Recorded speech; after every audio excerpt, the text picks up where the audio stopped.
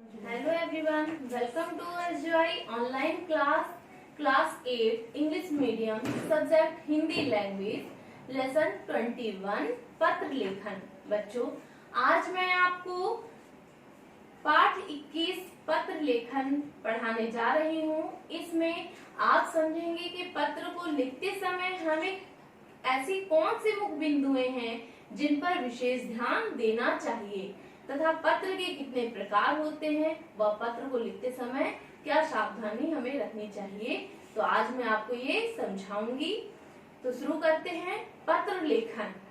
पत्र लेखन हमारे जीवन का एक महत्वपूर्ण भाग है।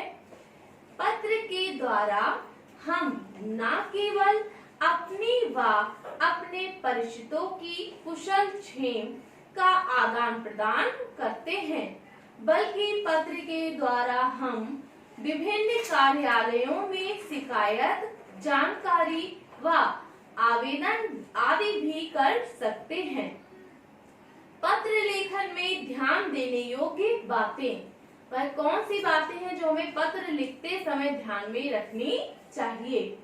तो पहला बिंदु है, पत्र की भाषा सरल, सुबोध और पठनीय होनी चाहिए, अर्थात पढ़ने योग्य होनी चाहिए। भाषा इतनी क्लिष्ट ना हो कि सामने जिसको आपने पत्र भेजा है वह उसको समझ ही ना सके। दूसरा बिंदु है, पत्र में अनावश्यक बातें कदापि नहीं लिखी जानी चाहिए। पत्र में अनावश्यक बातें कदापि लिखनी नहीं चाहिए, अर्थात जो इम्पोर्टेंट है या जिन बातों की बहुत मुख्यता है सिर्फ वही बिंदु उसमें रखने चाहिए, अनायास बिंदु उसमें डालने नहीं चाहिए। तीसरा है, प्रारूप की सभी बातों को व्यवस्थित ढंग से पूरा किया जाना चाहिए। प्रारूप की सभी बातों को व्यवस्थित ढंग से पूरा किया जाना चाहिए। इसके बाद यथास्थान तिथि। यथास्थान मतलब जहाँ पर तिथि डाली जाती है तो वहाँ पर तिथि, स्थान, प्रेषक और प्राप्तकर्ता से संबंधित सूचनाएं पूरी होनी चाहिए। नेक्स्ट, विषयानुसार भाषा की शैली और भावों की अभिव्यक्ति सरल और सशक्त होनी चाहिए। तो बच्चों, पत्र में ध्यान देने योग्य बातें कौन कौन सी हो गई। पहला, पत्र की भाषा सरल, सुबोध और पठनीय होनी चाहिए। दूसरा, पत्र में अनावश्यक बातें कदापि नहीं लिखी जानी चाहिए। तीसरा, प्रारूप की सभी बातों को व्यवस्थित ढंग से पूरा किया जाना चाहिए। इसके बाद यथास्थान तिथि, स्थान, प्रेषक और प्राप्तकर्ता से संबंधित सूचनाएं पूरी होनी चाहिए। इसके बाद विषयानुसार भाषा की शैली और भावों की अभिव्यक्ति सरल और सशक्त होनी चाहिए। इसके बाद है पत्र के प्रकार। तो पत्र के कितने प्रकार होते हैं बच्चों। पत्र के 2 प्रकार होते हैं। सबसे पहला औपचारिक पत्र और दूसरा अनौपचारिक पत्र। औपचारिक पत्र क्या है, किसी भी कार्यालय अथवा विभाग को लिखे जाने वाले पत्र औपचारिक पत्र कहलाते हैं। निश्चित प्रारूप में आवश्यक विषय पर ही लेखन किया जाता है। आवेदन पत्र, प्रथम प्रार्थना पत्र, समस्या, सूचनार्थक, संपादक को पत्र आदि अनौपचारिक पत्र कहलाते हैं। इसके अतिरिक्त सामान मंगवाना, भेजना, व्यावसायिक कंपनियों आदि को लिखे जाने वाले पत्र भी औपचारिक पत्र कहलाते हैं। फिर से इसको समझिए, औपचारिक पत्र क्या है, किसी भी कार्यालय अथवा विभाग को लिखे जाने वाले पत्र औपचारिक पत्र कहलाते हैं। निश्चित प्रारूप में आवश्यक विषय पर ही लेखन किया जाता है। आवेदन पत्र, प्रार्थना पत्र, समस्या, सूचनार्थक, संपादक को पत्र आदि औपचारिक पत्र कहलाते हैं। इसके अतिरिक्त सामान मंगवाना, भेजना, व्यावसायिक कंपनियों आदि को लिखे जाने वाले पत्र भी औपचारिक पत्र कहलाते हैं। अनौपचारिक पत्र, जो पत्र अपने व्यक्तिगत संबंधियों एवं मित्रों को लिखे जाते हैं, उन्हें अनौपचारिक पत्र कहते हैं। इन पत्रों में व्यक्तिगत बातें और अनौपचारिक विषयों के अनुरूप पत्र का आकार बड़ा या छोटा हो सकता है। व्यक्तिगत ढंग से प्रारूप में आंशिक परिवर्तन भी किए जा सकते हैं। अनौपचारिक पत्र क्या है, पुनः समझिए इसे।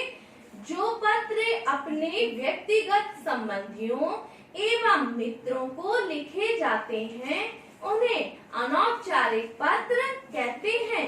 इन पत्रों में व्यक्तिगत बातें और अनौपचारिक विषयों के अनुरूप पत्र का आकार बड़ा या छोटा हो सकता है।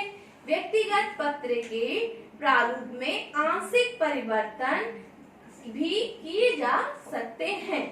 पत्र के अंग, अब पत्र के अंग कौन कौन से होते हैं? पहला, स्थान। पत्र के ऊपरी सिरे पर दाईं ओर भेजे जाने का स्थान अंकित होता है। दूसरा, दिनांक। स्थान के नीचे पत्र डालने लिखने की तिथि, दिनांक अंकित होनी चाहिए। तीसरा, संबोधन। पत्र शुरू करने से पूर्व पत्र में बाईं ओर ऊपरी जिसको हम पत्र लिख रहे हैं उसे संबंध परिचय के आधार पर संबोधन किया जाता है। तो पत्र का बाईं ओर क्या होता है बच्चों? यहाँ पर संबोधन होगा, यहाँ पर आपका एड्रेस और यहाँ पर दिनांक होगी। ठीक है। इसके बाद शिष्टाचार। पत्र के अंग में चौथा बिंदु क्या है? शिष्टाचार। संबोधन के उपरांत संबंध के आधार पर नमस्कार, नमन, प्रणाम आदि लिखते हैं। प्रमुख विषय। इसके उपरांत मुख्य विषय का उल्लेख किया जाता है। समाप्ति। पत्र की समाप्ति के उपरांत नीचे दाईं ओर लेखक का नाम तथा संबंधों का भी उल्लेख किया जाता है। फिर इसके बाद क्या आता है? अंग में पत्र के पता। पत्र पर बने हुए स्थान पर ही जिसको पत्र लिखा गया है उस व्यक्ति का पता अर्थात नाम, व्यक्ति का स्थान, गली, मोहल्ला, गांव आदि, डाक खाने का स्थान, जनपद, प्रदेश का नाम और पिन कोड लिखा जाना चाहिए। तो ये आपके पत्र कितने प्रकार के होते हैं? पत्र के अंग अर्थात पत्र को लिखते समय हमें किन किन बिंदुओं पर ध्यान देना चाहिए, ये बच्चों अभी आपने समझा।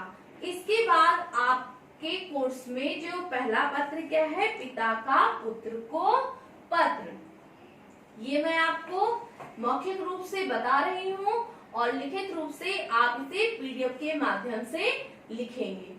तो पहला पत्र आपको कौन सा है? पिता का पुत्र को पत्र। तो किस तरीके से लिखेंगे बच्चों? सबसे पहले यहाँ पर एड्रेस होगा आपका, तो क्या लिखेंगे? 17 हनुमानगढ़ी मेरठ, और यहाँ पर दिनांक, तो जिस दिनांक पर भेजा है वो दिनांक अंकित की जाएगी यहाँ पे।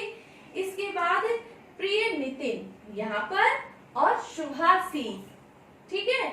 इसके बाद यहाँ से हम पत्र लिखना प्रारंभ करेंगे। तो पत्र कैसे लिखेंगे? प्रिय नितिन, ये संबोधन हो गया। शुभाशीष, ठीक है, ये संबोधन करते समय शिष्टाचार है आपका। फिर बहुत समय से तुम्हारी कुशल क्षेम का पता नहीं मिला। तुम्हारी माताजी को चिंता है कि तुम्हें छात्रावास का रहन सहन, भोजन आदि और व्यवस्था में रुचि है कि नहीं। दोनों समय का भोजन और नाश्ता ठीक से चल रहा है कि नहीं। तुम्हारी बड़ी दीदी और छोटा भाई भी तुम्हें बहुत याद करते हैं। आशा है कि तुम्हारे दिसंबर के परीक्षा पत्र संतोषजनक हो गए होंगे। नित्य व्यायाम और स्वाध्याय की ओर विशेष ध्यान रखना। पदोत्तर शीघ्र देना, मतलब जो पत्र है उसका पत्रोत्तर शीघ्र देना। तुम्हारा शुभेच्छु राम प्रसाद। ठीक है, तो ये क्या हुआ बच्चों आपका कि पिता का पुत्र को पत्र, तो उन्होंने कहा शुभेच्छु अर्थात तुम्हारी चिंता रखने वाला, अच्छी इच्छाओं को व्यक्त करने वाला आपका पिता, और उन्होंने अपना नाम डाला नीचे। ठीक है, तो इसी तरीके से ये पत्र लिखा जाएगा। इसके बाद आपको जो आपका दूसरा पत्र है, अपनी बड़ी बहन के विवाह पर अपने मित्र को आमंत्रण पत्र, तो ये भी मैं आपको पीडीएफ के माध्यम से भेजूंगी, जिसे आप अपनी नोटबुक में बहुत ही सही तरीके से व स्वच्छ हस्तलेख में लिखेंगे। तो बच्चों आज के लिए इतना ही काफी है। आशा करती हूँ कि आपको ये जानकारी हो गई होगी कि पत्र कितने प्रकार के होते हैं तथा उनको लिखते समय हमें किन प्रमुख बिंदुओं का ध्यान रखना चाहिए। तो इतना काफी है। Thank you students.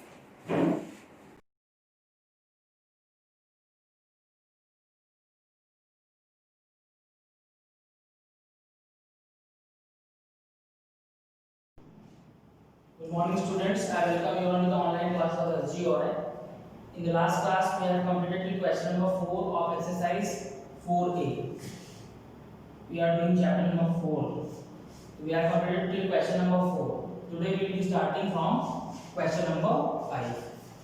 In question number 5 it is saying the sum of the digits of a 2-digit number is 14. Then the number obtained by interchanging its digit exceeds the given number by 9. Find the original number. So here also it is talking about a 2-digit number. So let the number is equal to 10x plus y. Why? Because I have already told you whenever you will be asked about 2-digit number, you will always get that number is equal to 10x plus y. Okay. आगे बोला जा रहा है कि जो दोनों digits हैं उनका सम है वो 13 के इक्वल है। मतलब फर्स्ट डिजिट जो है वो y है, सेकंड डिजिट जो है वो है x। तो क्वेश्चन के अकॉर्डिंग बोला जा रहा है कि दोनों का सम जो है वो 13 के इक्वल है। You will be writing according to the question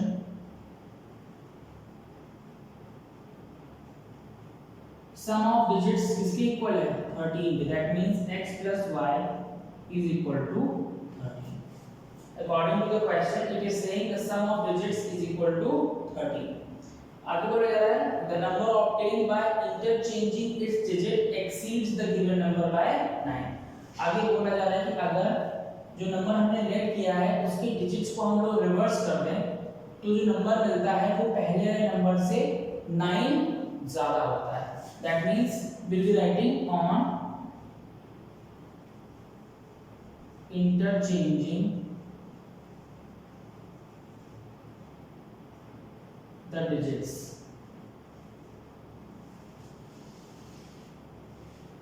when will be interchange the digits तो नया नंबर बन जाएगा new number is equal to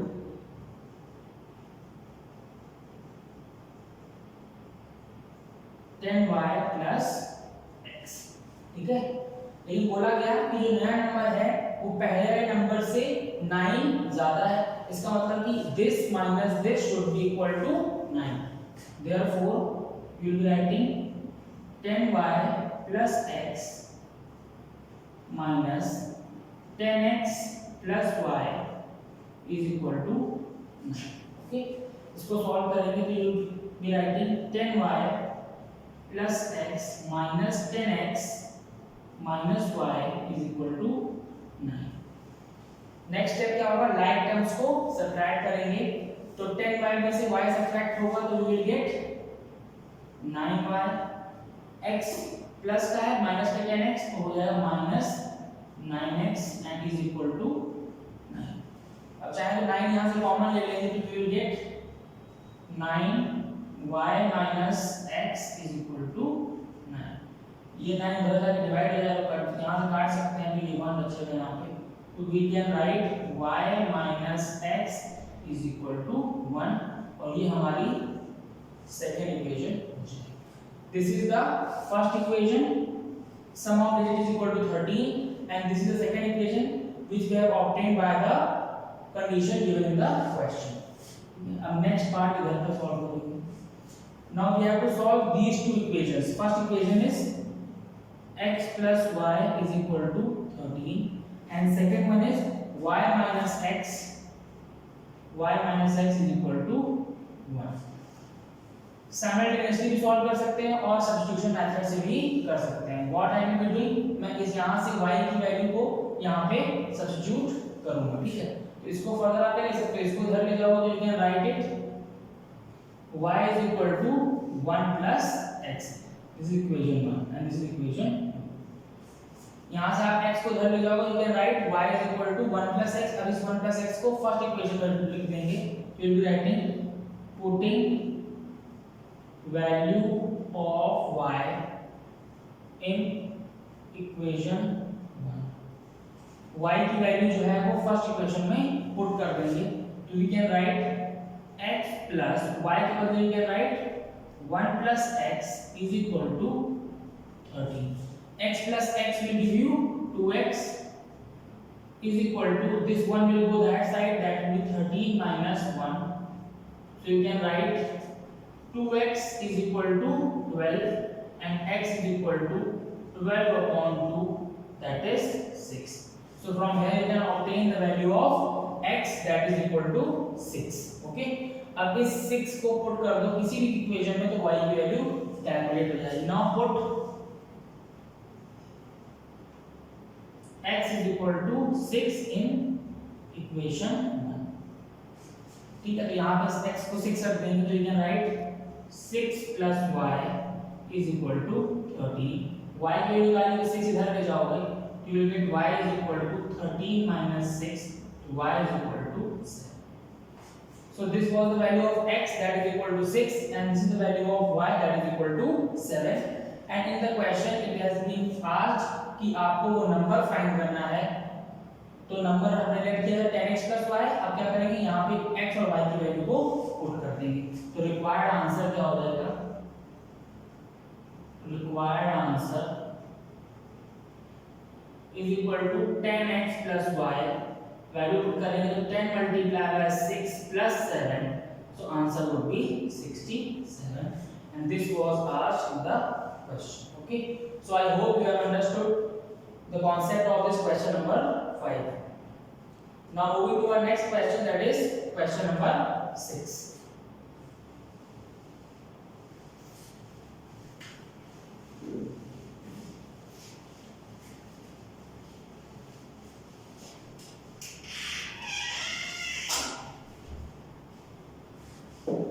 Question number 6. In question number 6, it is saying the difference between a two-digit number and the number obtained by interchanging its digits is 63. What is the difference between the digits of the number? तो इसमें पहले late करेंगे, let the number is equal to 10x plus y. Let the number is equal to 10x plus y. Okay, आगे बोला गया question में कि फिर इनकी डिजिट्स को इंटरचेंज करना है, तो फिर से वही करेंगे हम लोग ऑन इंटरचेंजिंग डिजिट्स। जब डिजिट्स को हम लोग इंटरचेंज करेंगे तो नंबर बन जाएगा 10y plus x, ठीक है। क्वेश्चन में बोला गया कि इन दोनों का जो डिफरेंस है दैट इज इक्वल टू 63, तो डिफरेंस कर देंगे,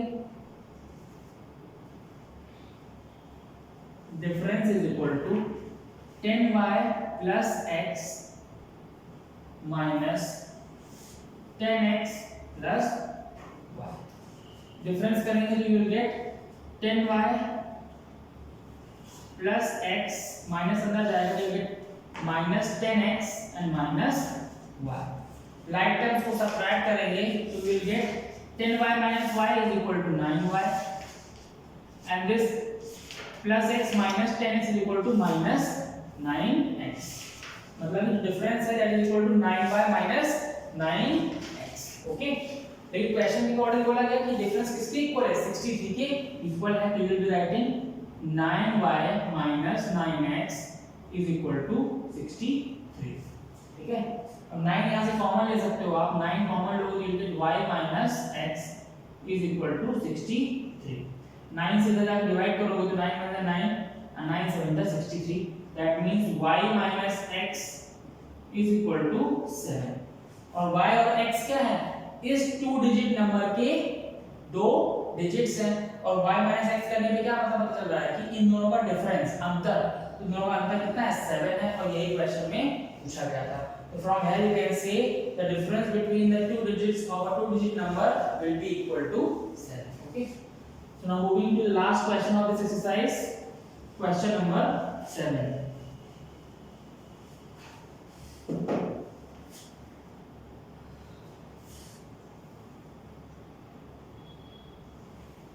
Question number 7. In this question, the question is talking about a 3-digit number. अभी तक हम लोग 2-digit numbers की बात कर रहे थे, इस क्वेश्चन में आपको 3-digit नंबर की बात की जा रही है। ठीक है, तो मैंने हमेशा बोला है कि 3-digit नंबर को कैसे लिख करोगे आप, लेट द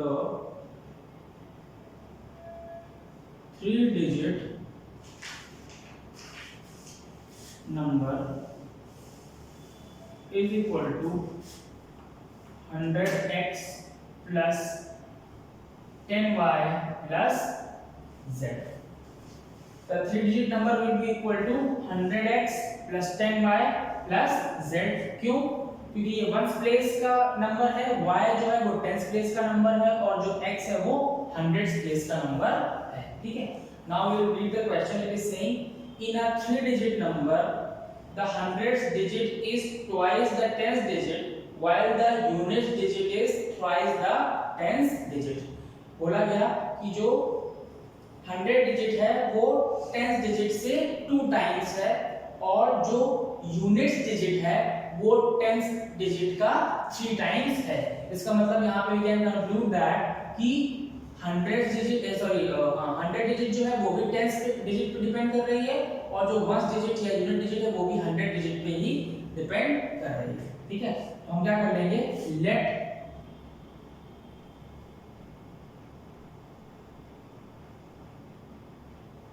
क्योंकि दोनों 10th डिजिट डिपेंड कर रहे हैं, हम 10th डिजिट को ही लेट कर लेंगे। लेट 10th डिजिट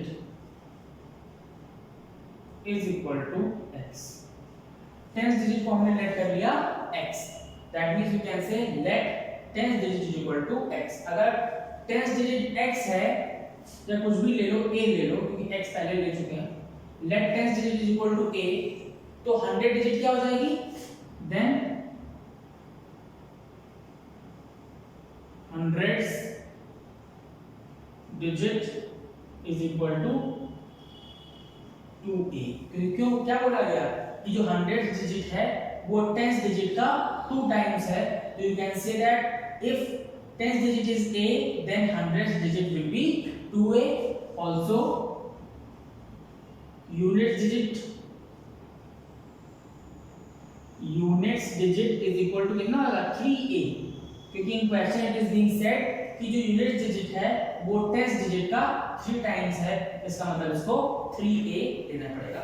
अब आपको बोला गया आगे क्वेश्चन में कि सभी डिजिट्स का जो सम है दैट इज इक्वल टू 18। मतलब सभी डिजिट को अगर आप ऐड करोगे तो कितना मिलेगा, 18 मिलेगा। सभी डिजिट को ऐड करने में कितना मिलेगा, a प्लस 1 डिजिट स्टार्ट करते हैं यूनिट डिजिट से, 3a plus a plus 2a is equal to 18।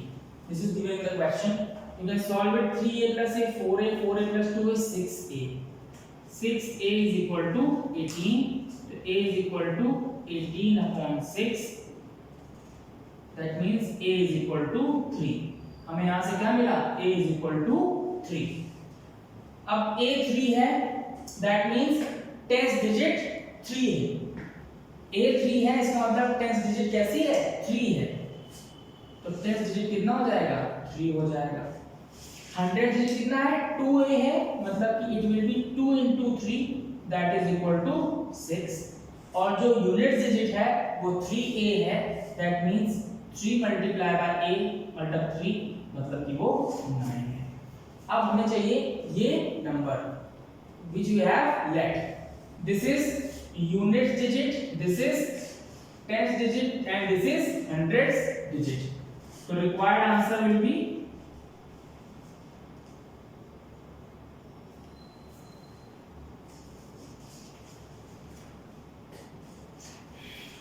100 multiply by 100 digit की वैल्यू कितनी है, 6 के इक्वल है, मतलब you will be getting 6 plus 10 multiply by 10 digit की वैल्यू कितनी है, 3, you will be getting 3 now plus 1 digit की वैल्यू कितनी है, 9, you will be getting 9, you will be 100 into 6 600 plus 30 plus 9, hence the answer would be 639, and this is the required answer of your question number 7. Okay, so I hope you have understood, and this is the completion of exercise 4a. In our next class we will be starting with our next exercise, that is 4b. Thank you.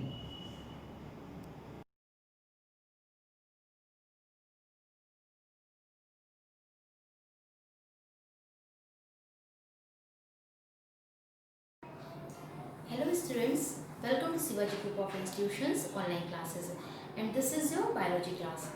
Students, in unit 4 interdependence among living organisms, we will already have discussed in our previous video the symbiosis.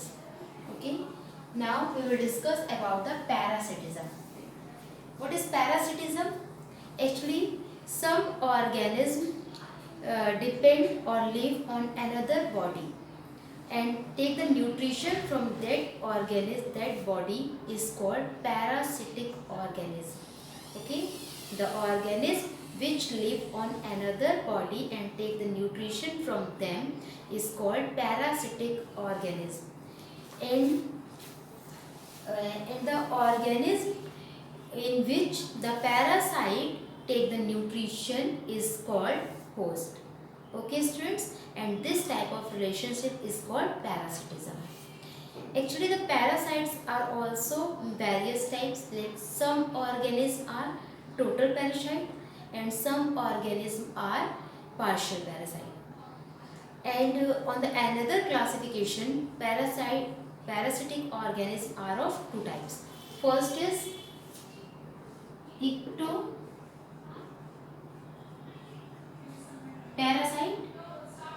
and second is endoparasite.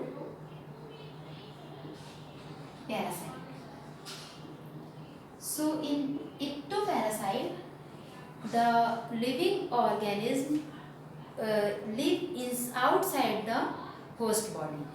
When the organism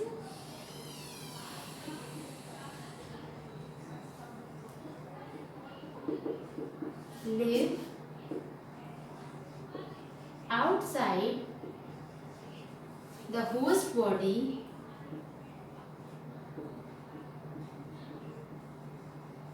is called ectoparasite.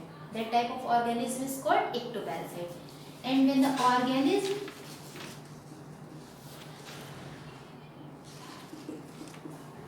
live inside the host body is called endoparasite. Okay, endo and ecto. When the organism live outside the host body, that type of parasites is called ectoparasite. And when the organism live outside the host body, that type of parasite is called endoparasite. For example, ectoparasite, lice and ticks. What are lice insects? Actually, lice is the which is live on the hair of the animal and human being. It's called lice. Jew, which is live on outside the host body. So lice insects is called ectoparasite. But endoparasite, like for example, malaria, malarial parasite, tapeworm. This is the endoparasite. The tapeworm is live inside the human body, in the large intestine of human body. This tapeworm is live, and malarial parasite also live inside the human body. So these parasites are called endoparasite because they live inside the human body. Okay, students, and lice and ticks are live on the outside the human body or animal body, like in the hair of the animal, in the hair of the human. And the parasitic organism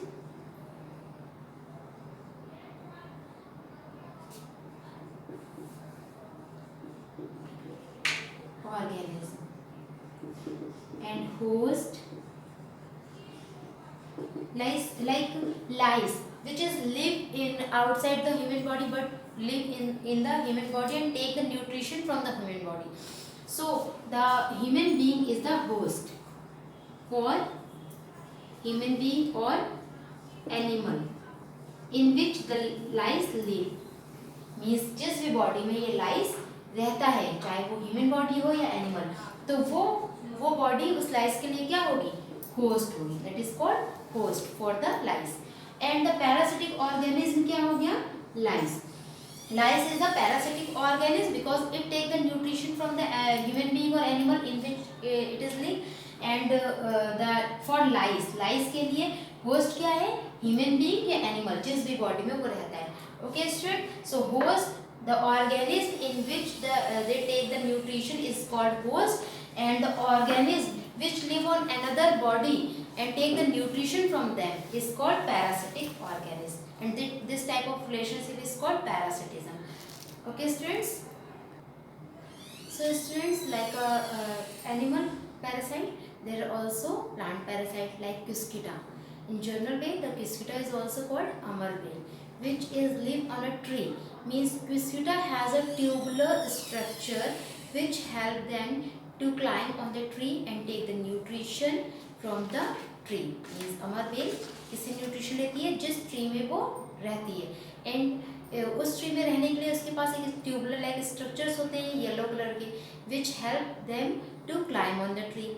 And sucking roots होती हैं जिससे कि वो tree से nutrition को सक कर सकें. इस तरह वो प्लांट पैरासाइट होते हैं. Okay students, next is predation. Actually predation refers to an interaction between species in which one species, the predator, kills and eat the other, the prey. Means what is predator? Actually the predator, the organism which kills the other organism, and the prey is the organism which is attacked. The organism which is attacked is called prey, and the organism which kills the other organism is called predator. And predator is in an ecosystem. There is an interaction between the predator and prey. So it is an interaction between the species. Means one species kill the other species and eat. Okay, student, that is predation. For example, lion kill and eats its prey like deer. Okay, lion क्या करता है? Dear को attack करता है और dear को ईट करता है. So lion attack and eat their prey, that is deer. Okay, similarly there is another predators,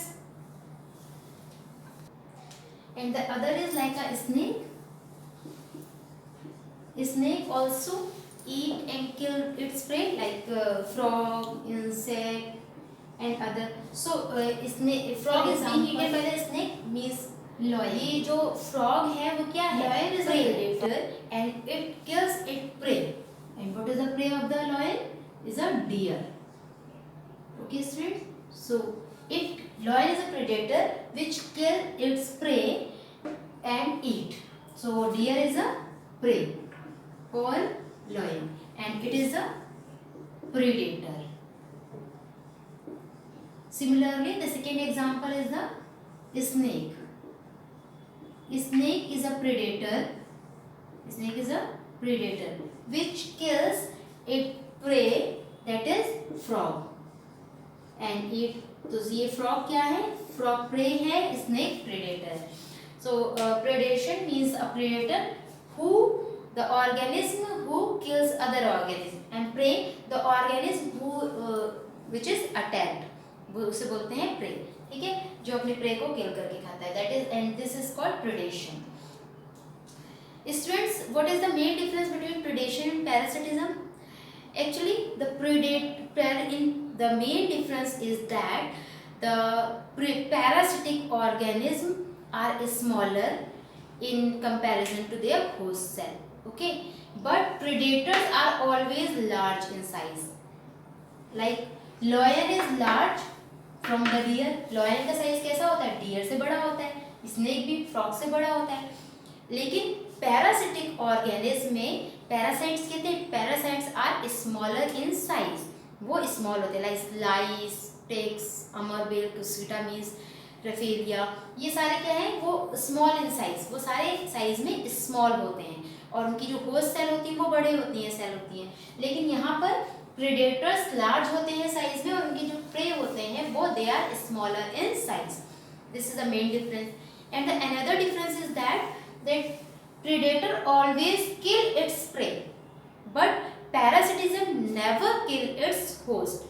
Parasitism जिस भी host में रहता है वो कभी उससे kill नहीं करता. Parasitism never kill its host, but जहाँ से भी उसे nutrition मिल रहा है उसे kill नहीं करता है, but nutrition take करता है. And if you talk about the predators always kill its prey and then take its nutrition. First of all, they kill its prey and then take the nutrition. And parasitic organism never kill its host and always take the nutrition from the host cell. Okay, so this is the main difference between parasitic and parasitism. Students, I think that is sufficient for today. We will discuss our next topic, different types of ecosystem, in our next video. Thank you, students. Have a nice day.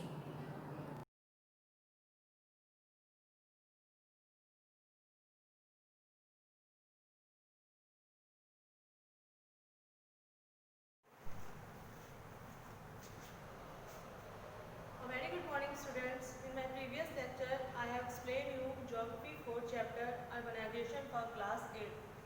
And now today, I will continue the same chapter. Before starting the chapter, I am giving you some revision of my previous lecture.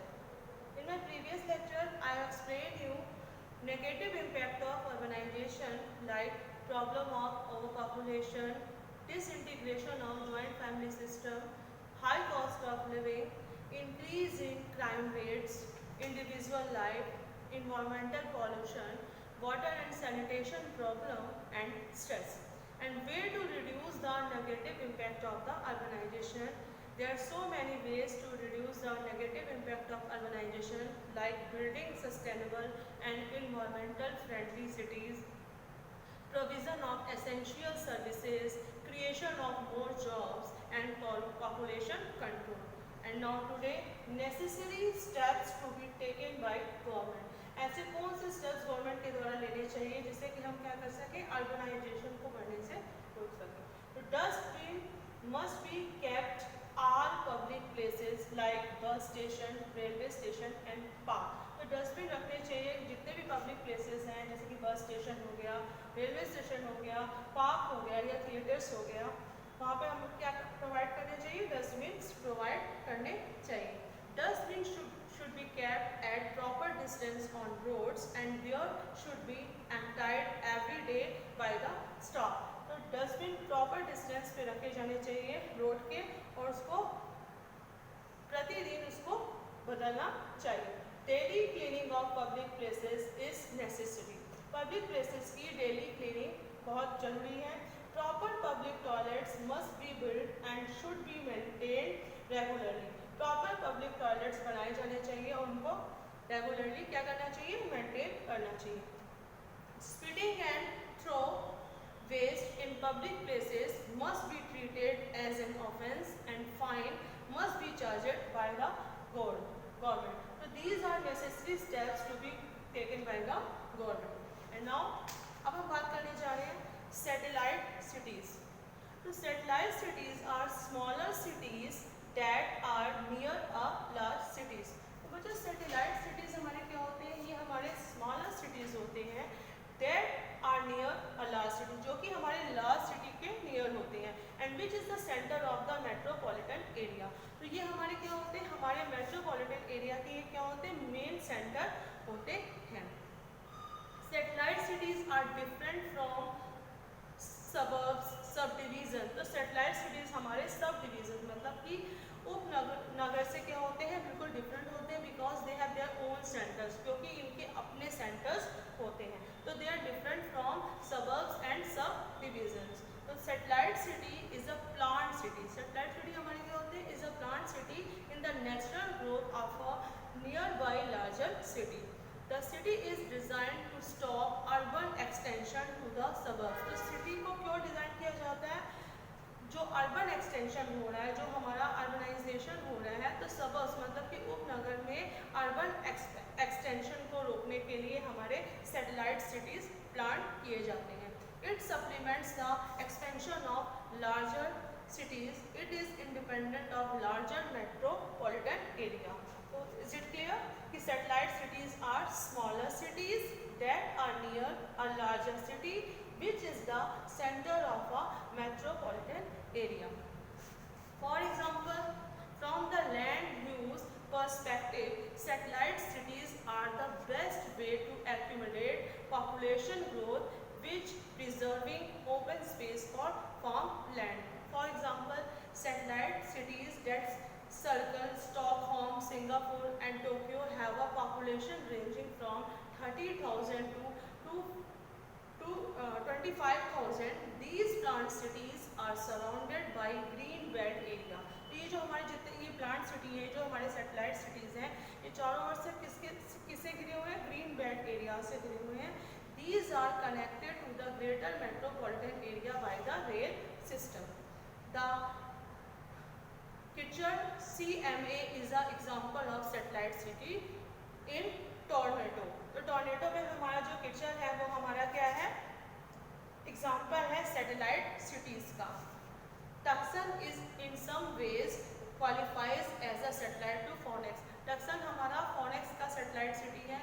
Similarly, San Diego and Los Angeles might also be considered as the satellite pair. Some other example of satellite cities are as follows. तो कुछ यहाँ पर satellite cities के बच्चों example दिए गए हैं. जैसा कि सबसे पहले हम बात करें ला प्लाटा, जो कि हमारा कहाँ का सैटेलाइट सिटी है? ब्यूनोस एयर्स का हमारा सैटेलाइट सिटी है ला प्लाटा. नेक्स्ट हमारा है Gold Coast, satellite of Brisbane. ये कहाँ का सैटेलाइट सिटी है? ब्रिस्बेन का. Now third is Sunbury Victoria, satellite city of Melbourne. ये मेलबोर्न का हमारा सैटेलाइट सिटी है Sunbury. नेक्स्ट है गुरुग्राम हमारा है सैटेलाइट सिटी दिल्ली का. Now next is Noida is the satellite city of Delhi. Gandhinagar is the satellite city of Ahmedabad. Now next is Salt Lake City. तो हम नेक्स्ट की बात करने जा रहे हैं बच्चों सॉल्ट लेक सिटी, जो कि हमारा है सैटेलाइट ऑफ कोलकाता. तो वो हमारा है सैटेलाइट सिटी किसका है? कलकत्ता का सैटेलाइट सिटी है. Now next is Navi Mumbai, satellite city of Mumbai. Hitech city, satellite city of Hyderabad. And last is Panchkula, satellite city of Chandigarh. तो these are satellite cities of metropolitan areas.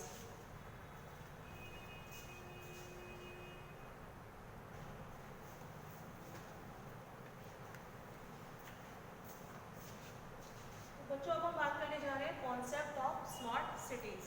Smart cities are the ones which use the latest technologies in order to improve the quality of life of the citizen. Smart city बच्चों क्या होते हैं? हमारे latest मतलब वो cities होते हैं जो कि लेटेस्ट टेक्नोलॉजीज प्रोवाइड करते हैं अपने सिटीजन्स की लाइफ को बेटर करने के लिए and at the same time try to minimize a consumption of natural resources in order to in reducing cost. So in more detail, a smart city is an urban development vision to integrate multiple information and communication technology ICT and Internet of Things यानी IoT solution in a secure fashion to manage a city assets. तो एक more detail में smart city हमारे क्या होते हैं, urban development vision होते हैं जो कि मल्टीपल इंफॉर्मेशन देते हैं और मल्टीपल कम्युनिकेशन टेक्नोलॉजी प्रोवाइड करते हैं अपने सिटी एसेट्स को.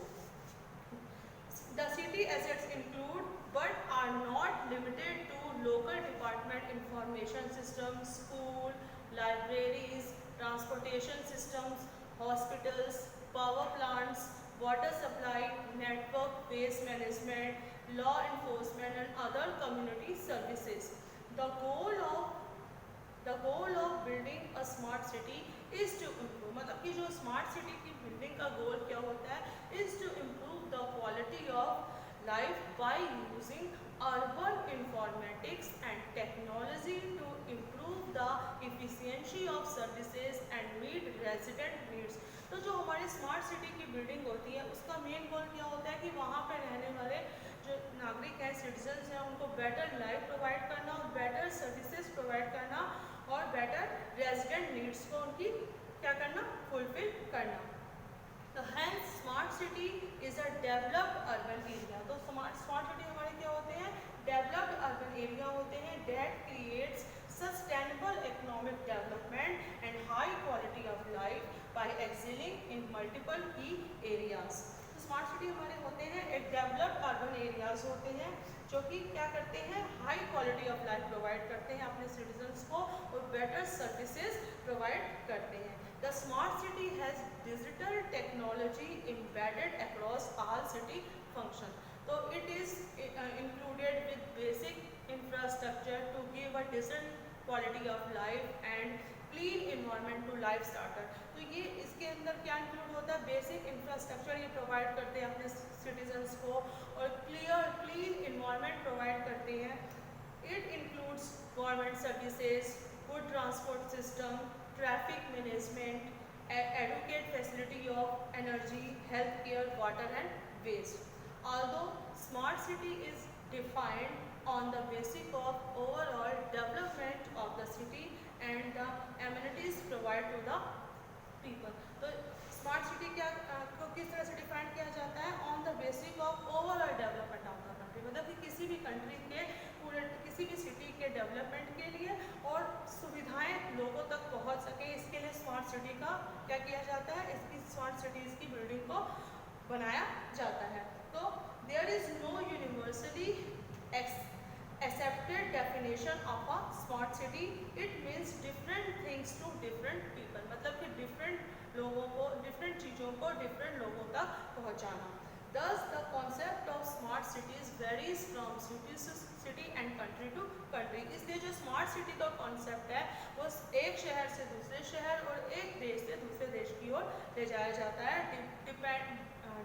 depending on the level of development. तो इसका लेवल ये किस पे डिपेंड करता है, स्मार्ट सिटी का कॉन्सेप्ट, लेवल ऑफ डेवलपमेंट के लेवल पे.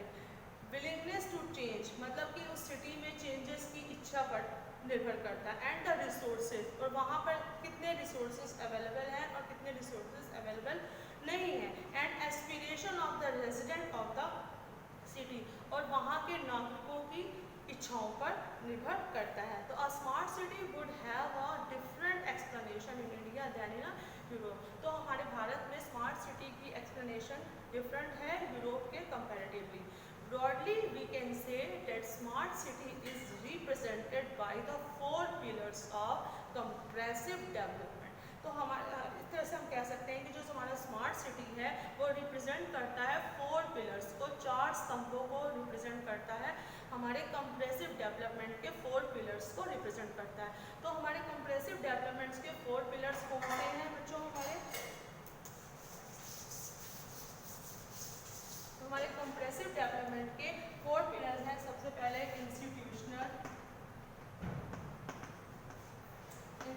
institutional. First pillar is institutional. Second pillar is physical. Third pillar is social. And the fourth pillar is economic infrastructure. Economic infrastructure. So these are the four pillars of the comprehensive development: institutional, physical, social, economic infrastructure. According to the latest survey, the top 10 smart cities in the world are reported to be. तो हमारे latest सर्वे के अनुसार ये हमारे 10 smart cities हैं: Barcelona, Copenhagen, London, Hong Kong, Rio de Janeiro, Singapore, New York city, Dubai, Paris and Amsterdam. So these are 10 smart cities in the world. The other cities coming with their plans to develop into smart cities. मतलब other cities भी इन smart cities के साथ जुड़ रहे हैं, planning की जा रही है उनको स्मार्ट सिटीज़ के साथ जोड़ने के लिए। वो कौन से सिटीज़ हैं हमारे? Vienna, Seattle, Chicago, Stockholm, San Francisco, Seoul, Toronto, Tokyo and berlin. तो ये सिटी भी हमारे स्मार्ट सिटीज़ के साथ जुड़ रहे हैं. The Indian government too has come out with plans to the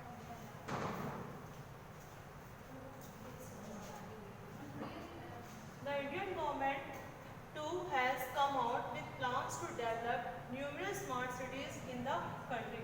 तो जो हमारी भारत की सरकार है बहुत से स्मार्ट सिटीज़ को प्लान कर रही है. Has and the Urban Development Ministry has identified some key challenges towards the goal. और जो हमारे अर्बन डेवलपमेंट मिनिस्ट्री है वो भी कुछ ऐसे की चैलेंजेस को प्रोवाइड कर रही है इस गोल को पूरा करने के लिए. तो सम की चैलेंजेस आर एज फॉलोज. सबसे पहला है ट्रांसपोर्ट, ट्रैफिक एंड मोबिलिटी. मतलब कि ट्रांसपोर्ट कैसा होना चाहिए, वहाँ का ट्रैफिक फैसिलिटी होनी चाहिए. Utilities like water and electricity. मतलब जो हमारी यूटिलिटीज़ हैं कि वाटर और इलेक्ट्रिसिटी भी प्रोवाइड होनी चाहिए. Next governance and administration. वहाँ का गवर्नेंस और एडमिनिस्ट्रेशन कैसा है. Next education and skill development. Now next is health. Now next crime and public safety. Sanitation and waste disposal. Environment and pollution. Street lighting and urban flooding. These are the key challenges that Urban Development Ministry provided in the city, like transport, utilities, water and electricity, governance and administration, health, crime and public safety, sanitation and waste disposal, environment and pollution, and now street lighting. तो अब हम बात करते हैं कि some of the Indian cities proposed by the Government of India to be developed as smart cities are. तो कुछ हमारे जो इंडियन सिटीज़ हैं उनको गवर्नमेंट क्या कर रही है, स्मार्ट सिटीज़ में कन्वर्ट कर रही है. जैसे कि Port Blair, Visakhapatnam, Chandigarh, Ahmedabad, Kochi, Bhopal, Gwalior, Navi Mumbai, greater Mumbai, Nagpur, Pune, Bhubaneswar, Jaipur, Udaipur, Chennai, greater Hyderabad, Kanpur, Lucknow and Calcutta. So these cities should be proposed by the government to be developed as a smart city. So student, today what I explained,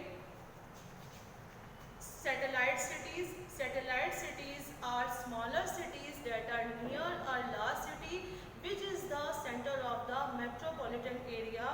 Satellite cities are different from suburbs, subdivisions because they have their own centers.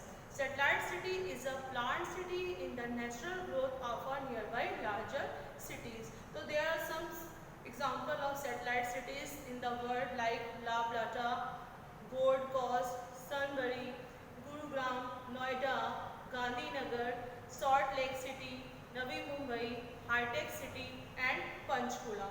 Now concept of smart cities. The smart cities are the one which are the latest technology in order to improve the quality of life of their citizens and at the same time try to minimize optimize the consumption of natural resources in order to reducing cost. Some smart 10 smart cities in the world are Barcelona, Copenhagen, London, Hong Kong, Rio de Janeiro, Singapore, New York City, Amsterdam, Dubai and Paris. Now that's all for today. I will continue this chapter in my next video.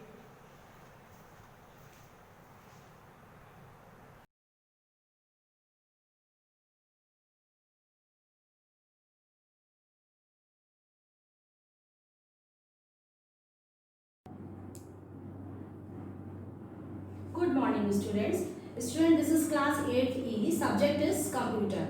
Today we discuss chapter number 3, function and charts in MS Excel. In previous class we discussed what is the function and how many types of function we use in MS Excel. Okay. In previous class we discussed simple mathematical functions.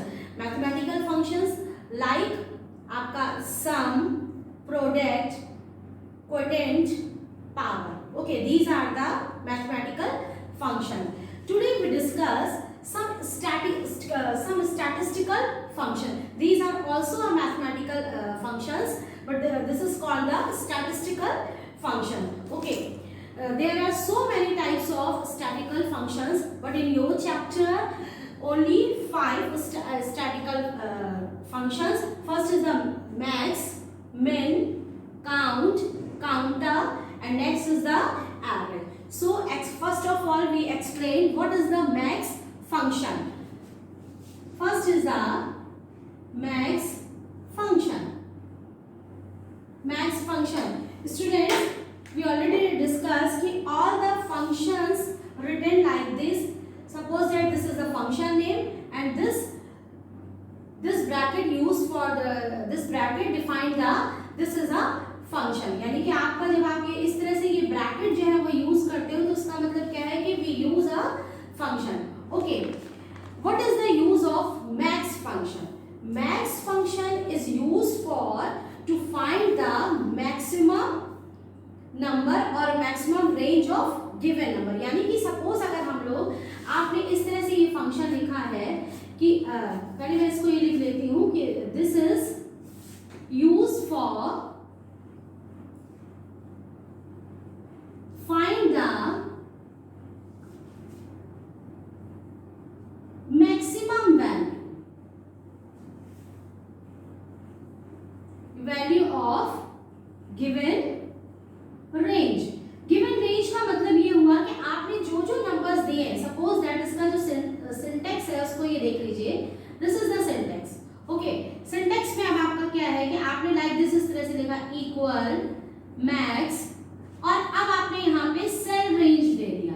आप cell range भी दे सकते हैं, आप इसके साथ values भी दे सकते हैं. सेल रेंज का मतलब क्या हुआ कि सपोज अगर मैंने इस तरह से लिखा है कि A1, A5, दैट मीन्स कि क्या होगा कि सेल में आपका A1 से A5 सेल एड्रेस के बीच में जितनी भी वैल्यूज हैं उनमें से मैक्सिमम वैल्यू क्या है वो यहाँ पे प्रिंट करेगा. या इसका एक तरीका ये भी होता है मैक्स. सपोज मैंने इस तरह से लिखा है this is a 25, 35 and 19. Okay, अब आपको इसमें से दिखाई पड़ रहा है ना, हम लोग इसमें वैल्यूज ऑलरेडी मेंशन भी कर सकते हैं. क्लियर है? तो अब आप लोग को ये तो दिखाई पड़ रहा है इसमें कि हम लोगों ने इसमें से मैक्सिमम नंबर क्या, maximum is the 35. So answer आपका क्या आ जाएगा 35. So I think this is clear कि what is the use of maximum max function and how to use this max function. यहाँ पे आप सेल रेंज भी लिख सकते हो, यहाँ पे हम लोग वैल्यूज भी लिख सकते हैं. And the next function is min. Max function is min, min. Okay, now this function is used for find the minimum value. Find the minimum value. Just opposite. This is the opposite function of max. यानी कि इसका जो function है आपका जो max function का use होता है उसका जस्ट अपोजिट है. मैक्स में हम लोग क्या करते हैं, लार्जेस्ट वैल्यू निकालते हैं. जो भी आपकी गिवन वैल्यूज दी होती है उसमें से लार्जेस्ट या मैक्सिमम जो बड़ी वैल्यू होती है अब इसमें क्या होता है, this is use for find the smallest value. आप इसकी जगह मिनिमम की जगह हम लोग क्या लिख सकते हैं, स्मॉलेस्ट वैल्यू भी हम लोग लिख सकते हैं। Okay, this is the important point of given value. हम लोग यहाँ पे क्या लिखेंगे, MIN मिन, क्लियर। यहाँ पे आपने मिन लिखा, अगर हम लोगों ने यहाँ पे मिन लिख दिया है तो अब आंसर क्या आएगा, then answer will be 19, clear है। तो इस तरह से आपके जो अभी आपका जो टेस्ट होगा या जो आपका जो मल्टीपल चॉइस क्वेश्चंस होंगे उनमें हम लोग इस तरह के क्वेश्चंस आपको दे सकते हैं। ये न्यूमेरिकल प्रॉब्लम इस तरह की आपकी आ सकती है फंक्शन में कि आपको कोई एक फंक्शन दे दिया होगा, आप उसको सॉल्व करना, उसका आउटपुट क्या आएगा, what will be the output of given function. Okay, तो आपको ये आपको क्लियर होना चाहिए। तो इस तरह से हम लोगों ने आज मैक्स और मिन फंक्शन का क्या यूज है वो देखा। Next is the count function. अब आपका नेक्स्ट फंक्शन है count. What is the use of count function, इसको आप पहले बहुत अच्छे से समझ लीजिए। यहाँ पे दो फंक्शन आपके दिए हुए हैं, एक है आपका count and second is the counter. दोनों में आपका डिफरेंस भी पूछा जाता है।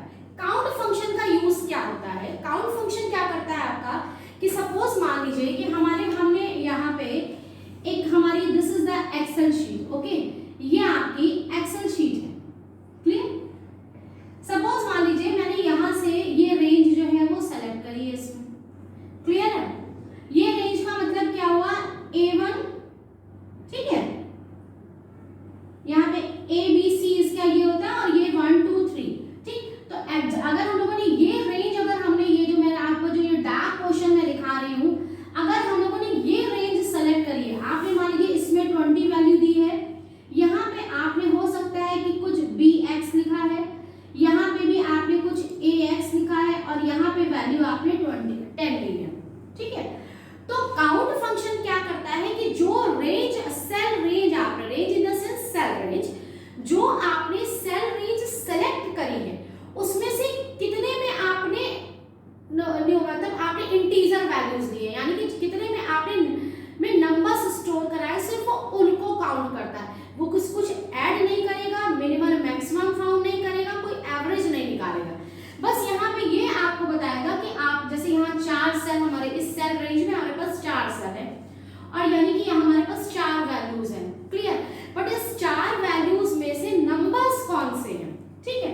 तो यहाँ पे केवल आपके 2 सेल ऐसे हैं जिनमें आपका नंबर है, तो सिर्फ वो 2 बताएगा। तो वो क्या करेगा, वो आपको वो सेल आपको काउंट करेगा जिसमें सिर्फ आपका नंबर्स को स्टोर किया गया, सिर्फ इसका मतलब सिर्फ यही होता है। तो यहाँ पे सपोज अगर हमको सेल रेंज लेना होगा A1, इसका एड्रेस क्या होगा, यहाँ पे A2 होगा, ठीक है। इसका हो जाएगा आपका B2 हो जाएगा।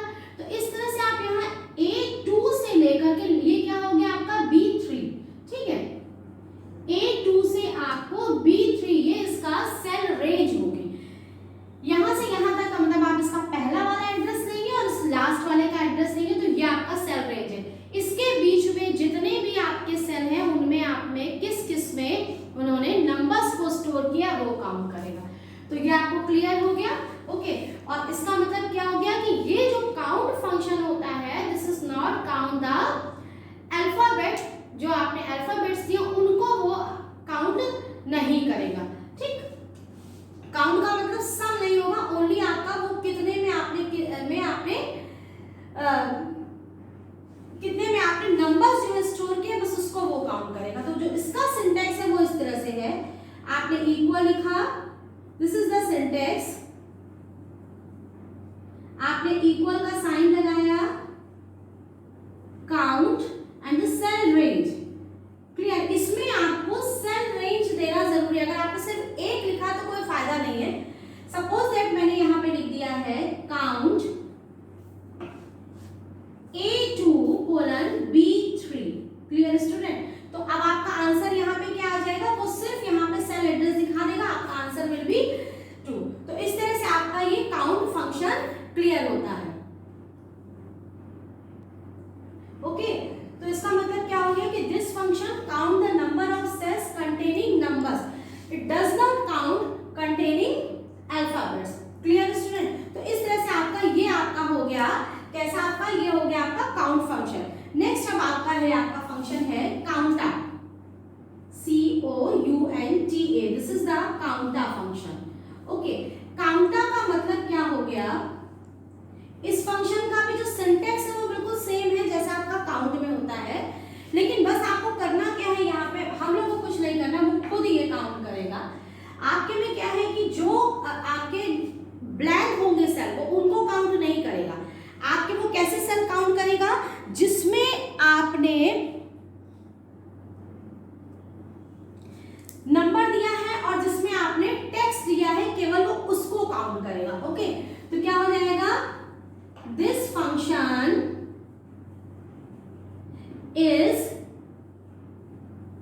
is used for to count the cells which contain text and numbers both। ये चीज आपको ध्यान रखनी है, दोनों में डिफरेंस सिर्फ यही हुआ कि आपका जो काउंट है which count the cell that contains only numbers, and काउंटा में क्या है कि that contains text and number both। और इसका सिंटेक्स मैंने अभी आपको यही बताया कि इसका सिंटेक्स आपका बिल्कुल सेम होगा। आपने बस यहाँ पे हमको क्या लिखना है, with equal sign COUNTA cell range. Clear, इसका जो एग्जाम्पल है वो किस तरह से लिखेंगे हम लोग, this is the counter, suppose that, ये मैंने यही वाला एग्जाम्पल ले लिया है 3, तो अब आपके यहाँ पे वो काउंट करके आंसर देगा 4, क्योंकि आपके चारों में ही मतलब एक किसी में टेक्स्ट है और किसी में नंबर है। और जबकि जब मैंने काउंट लिया था तो आपका आंसर क्या आया था 2, क्योंकि केवल 2 सेल ऐसे हैं जिनमें नंबर्स है। तो इस तरह से आपके मैक्स, मिन, काउंट एंड काउंटा हो गया। अब नेक्स्ट हम लोग पढ़ेंगे average.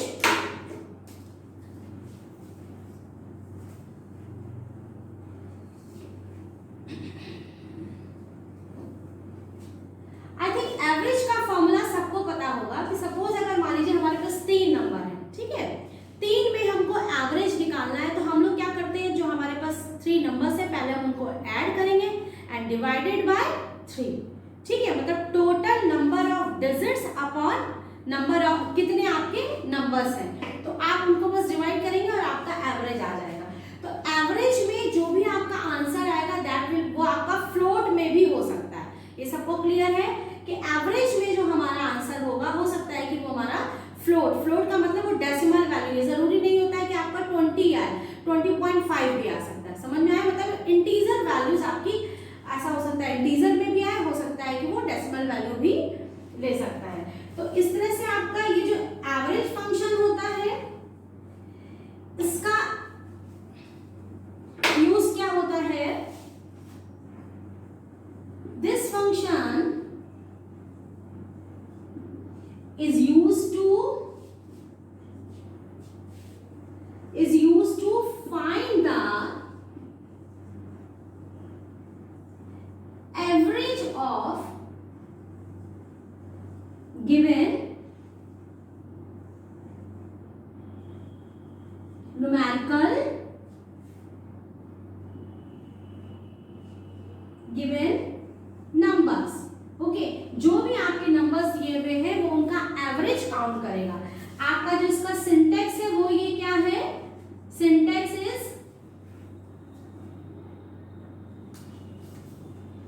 Equal average cell range.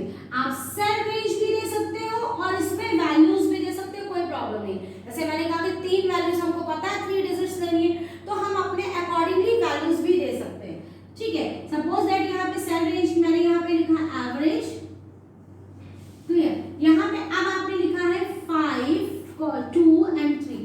अब आपको इसका एवरेज निकालना है, तो इसका एवरेज के लिए हम लोग क्या करेंगे, मतलब हमको ये पता है ये है, ठीक है, आंसर कितना आया 10 अपॉन 3 कितना आ गया 3.33, ये इसका आंसर हो जाएगा। तो इस तरह से ये आपका एवरेज आ जाएगा, ठीक है। तो इस तरह से बच्चों आज हम लोगों ने जितने कर लिए हैं. Next, I think this is sufficient for today. Thank you. Have a nice day.